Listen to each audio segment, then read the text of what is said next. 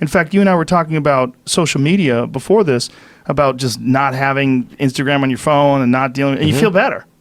Yes, I think that one of the issues with social media that's been pointed out by many people is that I think maybe particularly Instagram, people look like they have a much better life than they really do. Right. So by design. Yeah, people are posting pictures of when they're really happy. They're modifying those pictures to be better looking.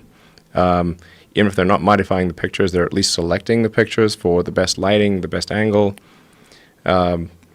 So people basically seem they're way better looking than they basically really are. Right. And they're way happier seeming than they really are.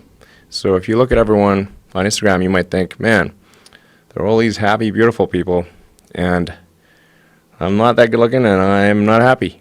So I must suck, and that's going to make people sad. So when in fact, those people you think are super happy, actually not that happy. Some of them are really depressed. They're very sad. Some of the happiest seeming people, actually some of the saddest people in reality. And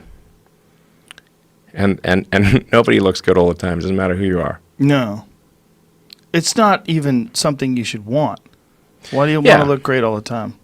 Yeah, exactly. So I think things like that can make people quite sad.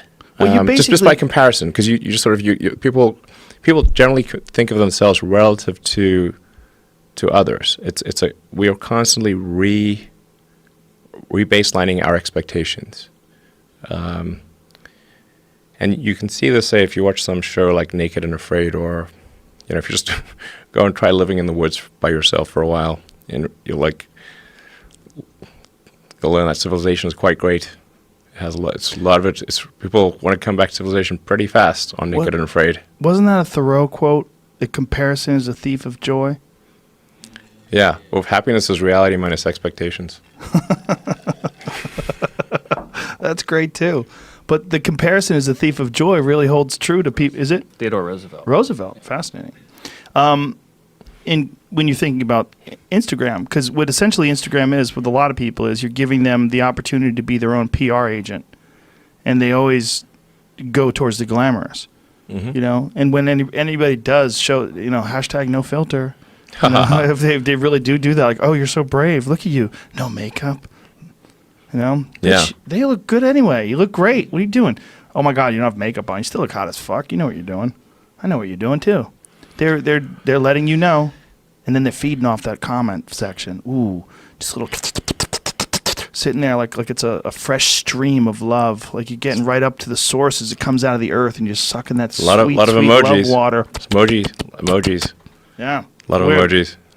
My concern is not so much what Instagram is that I didn't think that people had the need for this or the expectation for some sort of technology that allows them to constantly get love and adulation from strangers and comments and this ability to project this sort of distorted version of who you really are. But I worry about where it goes.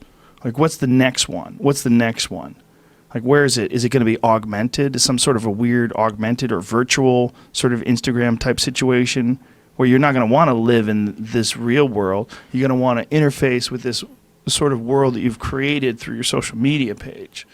It's some next level thing. Go live in the simulation. Yeah, maybe in the simulation. Some Ready Player One type shit that's real.